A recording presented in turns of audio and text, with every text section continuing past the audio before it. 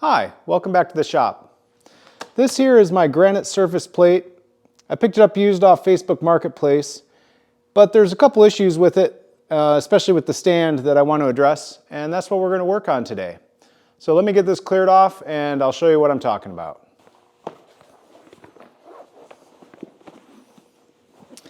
Now this is one of those desk or like keyboard mats. They are awesome for covering up your surface plate. You can get them really cheap online. Highly recommend it. I'll put an affiliate link for this one down below. But this was an idea of one of my buddies that I took a scraping class with, and works great for keeping dust and stuff off your surface plates. So it's a good tip. Now this surface plate, it's about 22.5 inches by 41 inches. It's about 4 inches thick, maybe 4.5. Again, I don't know the manufacturer. I got it used off Facebook Marketplace from a machine shop that was doing custom automotive parts for racing. It came with the stand, but the problem is that this slab is just sitting on a piece of like MDF, medium density fiberboard, which is sitting in this tray of a stand. Ideally, your surface plates should be set on 3 balance points to minimize the deflection of the slab. And so that's the plan today, is to lift the granite out of this tray, remove the piece of wood, and then get this set on the proper balance points and just help to improve the overall accuracy. So when I talk about the proper balance points, this document, it's government or mill spec on surface plates for their standards when they're ordering them. And it kind of lays out your ideal balance points for rectangular and circular surface plates. But basically you should have 3 support points. The single one should be half width, and the others should be 1/4 to 1/3 of the width in from the sides, and then 1/3 to 1/4 of the length in from the ends. And then another suggestion I've gotten from a friend is to use hockey pucks as the support points because they're rubber, so they absorb vibrations. They're also a little bit malleable, and so that helps with evening out those forces of the plate. To lift the slab here, I've got a hydraulic lift cart with some 2x4 cribbing and some 2x6s. Gonna run that under here, lift it up because this tray is hollow in the middle, and then we'll see what we can do to get some straps around this to maybe lift the slab off of the lift cart with the engine hoist with some straps or something. And then we got to figure out how we're going to set up our support system for those hockey pucks.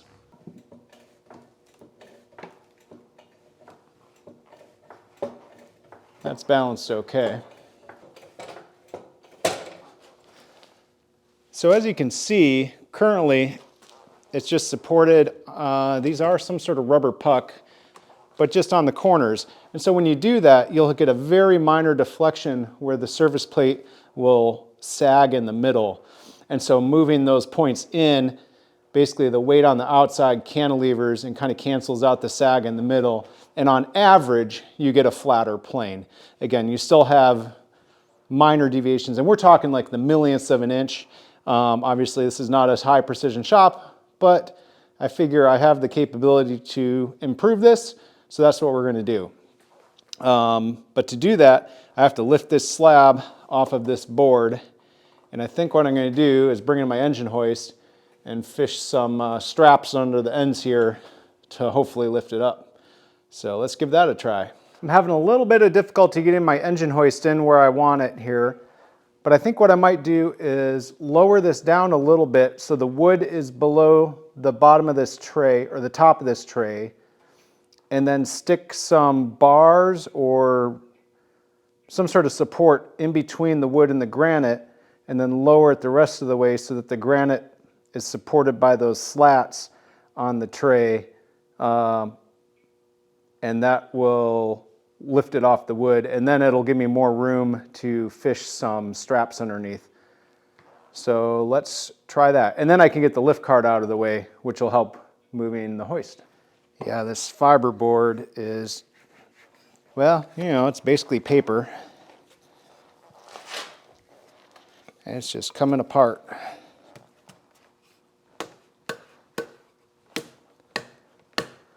That should be good. And let's just gently lower this down. As gently as this Harbor Freight cart will let me anyways. They can be a little abrupt sometimes. There we go. All right, I'm going to keep my fingers out of the pinch points. But the slab is fully supported on its corners now on the metal tray. It appears that the board is stuck to those rubber pads. So I'm going to get something to stick through there to pry that board off, and then we can fish our straps through and hopefully not pinch our fingers. All right. Again, keeping the fingers out of the way. Huh. I don't see any fasteners through from the bottom, so it is just basically glued itself onto this fiberboard. But I've got a gap here now so I can get the straps through, and with that cart out of the way, I can get my engine hoist dead center over it. So this will work good. All right, keep my fingers out of these pinch points. There we go.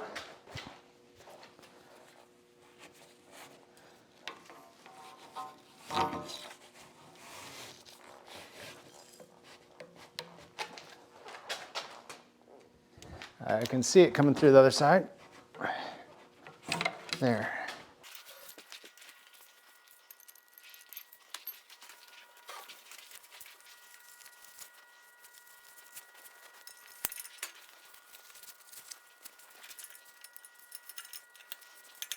Now, one risk here is that these straps might want to slide in towards each other once we start putting tension on it. The bottom of this slab does look relatively polished, so I could put some sort of spreader bar between them. I might end up doing that, but we're gonna just put a little tension on it and see how it looks. Okay, yep, they are sliding a little bit. We'll see how that looks.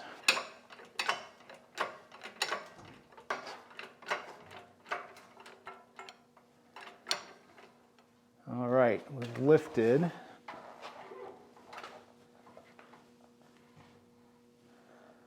I think the plan will be to roll it back and then lower it down so we don't have something just hanging in midair. That piece of wood is really stuck on the bottom of it. While I have it over the stand, I'm going to get a pry bar and see if I can pop this board off.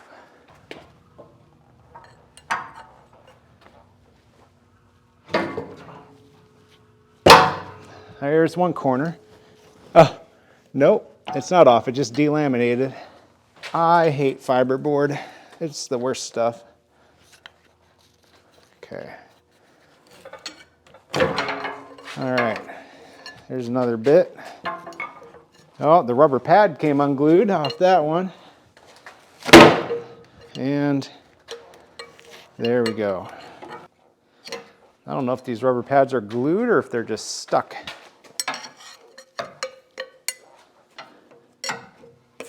Again, I'm keeping my fingers completely away from any pinch points in case the worst case scenario, this thing falls, my fingers aren't anywhere near it. I'm also not putting the crowbar anywhere near the measuring surfaces here, just on the underside between the pads and the slab. Now ideally, I would remove these old rubber pads, but I don't have to. The hockey pucks that's going to be on are thicker, so in its new spot, they'll just be hanging. But it would be nice to remove them. Let me see if I can get a scraper or something. There we go. Now we'll lift this free and we'll set it down.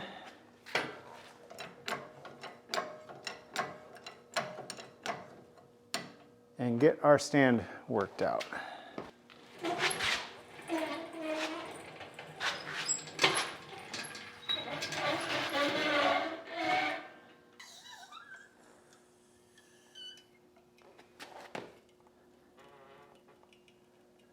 There we go, nice and gentle.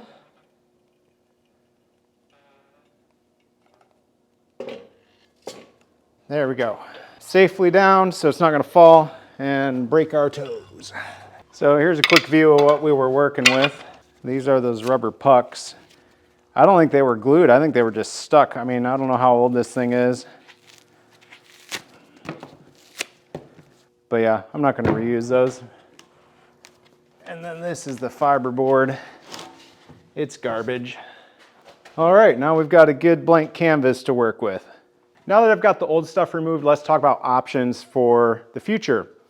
So if you wanted to go gangbusters and make this as rigid as possible, you'd want to weld in some sort of steel support structure, giving support to each of those 3 balance points. And I know they're not balance points, there's a special name for them, but that's what I'm calling them for the purposes of this video. I'm not going to do that. I'm not doing precision aerospace work. This is just a hobby shop, but I do want something improved over the fiberboard.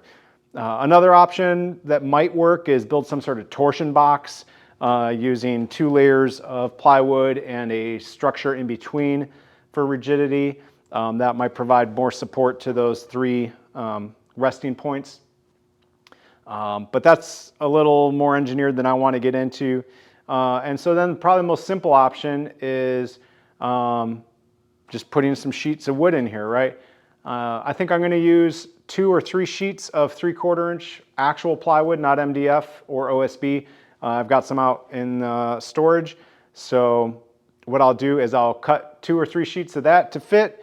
I'll glue them together, and that will provide a little extra rigidity, and we'll set that in the tray.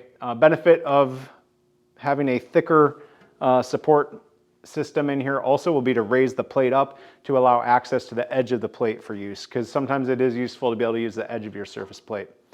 So I'm going to go grab that wood stock and we'll get it cut to shape. Okay, I've cut my 2 pieces of 3/4 inch plywood to size, and I think they fit pretty nice. So now what we'll do is we'll mark out the locations for the support points. Then I'll lift up the top sheet of plywood, put glue down, we'll put the plywood back on, we'll place our support points, and then we'll set the granite on top to clamp it, and that should wrap this up.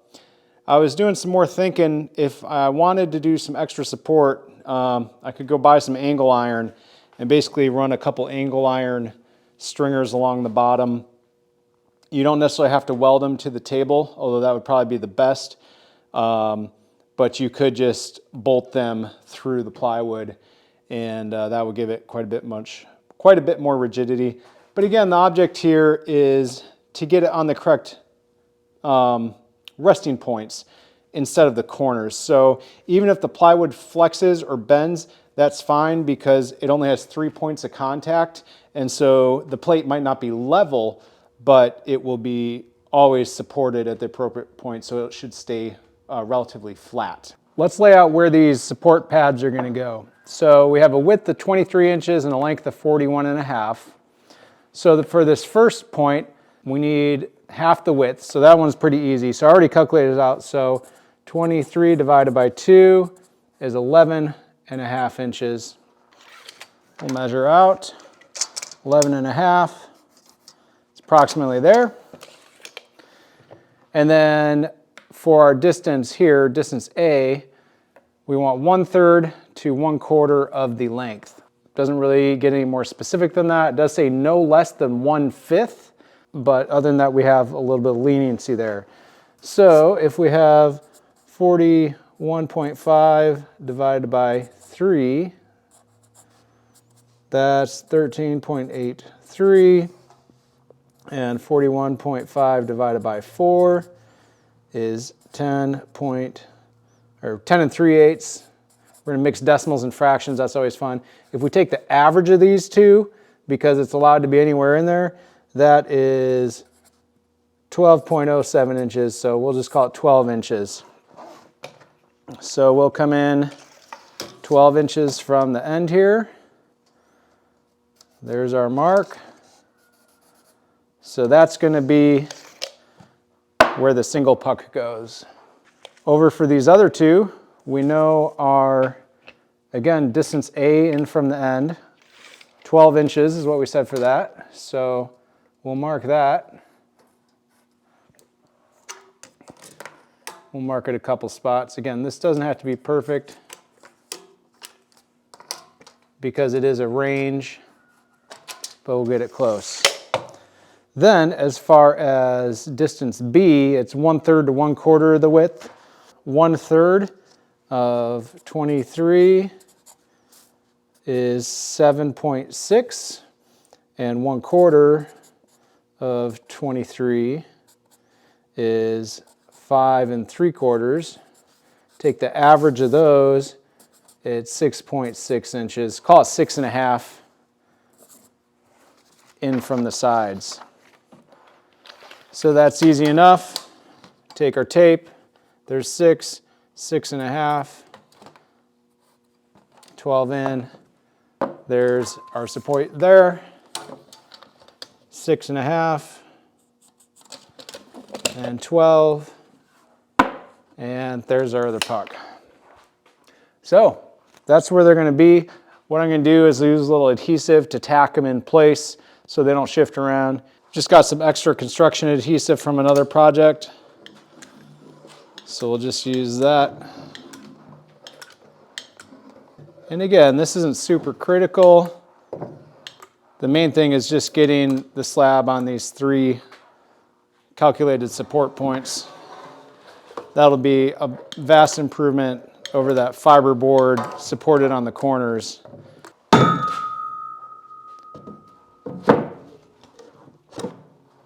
Just a little dab on each one of these spots.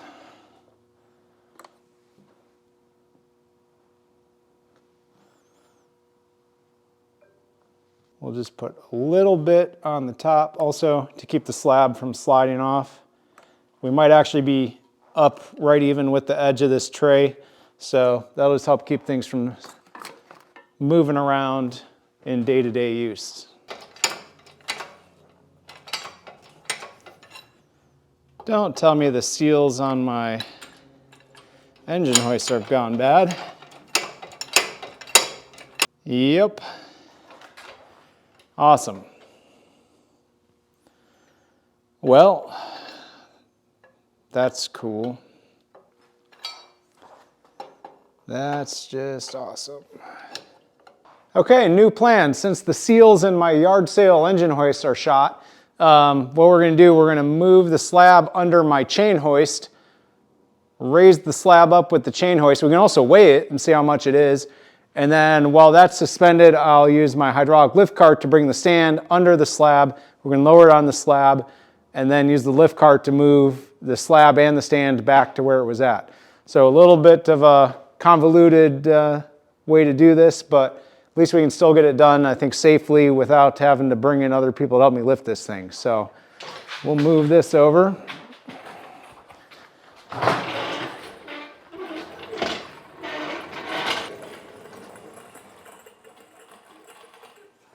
Now, I've got to get these spreader bars back in here. Actually, let's see. Turn this scale on. Battery's dead, classic. Let's get some new AA's or AAA's.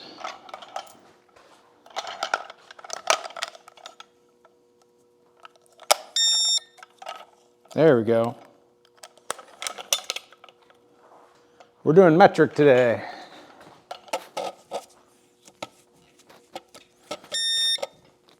Zero kilograms.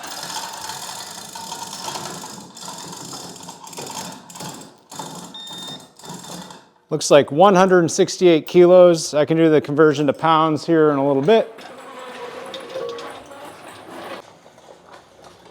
I'm going to get this close into position so that when I get it up to height, I can move it right underneath.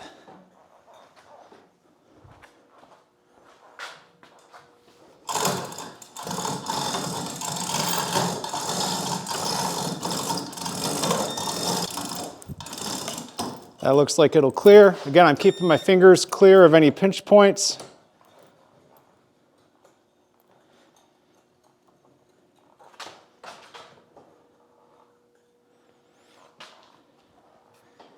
and make sure I'll be able to get these straps out. Of course, the straps are right where those pucks are.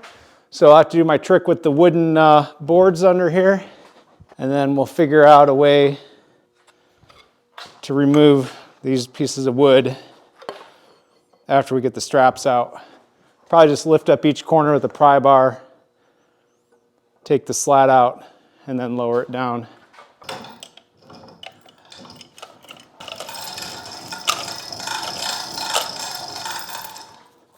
There we go. So far we haven't dropped anything. We have all our fingers so far. Just need this strap to come out.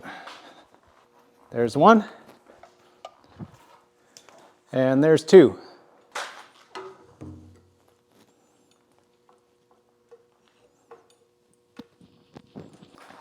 There's one side.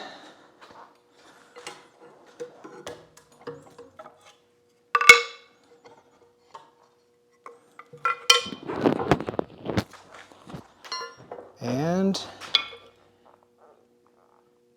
it is on those hockey pucks. Now it is wanting to slide a little bit on that adhesive, but that'll cure here shortly, and then it's not going to budge. I'm going to move this back into its position and we'll wrap things up.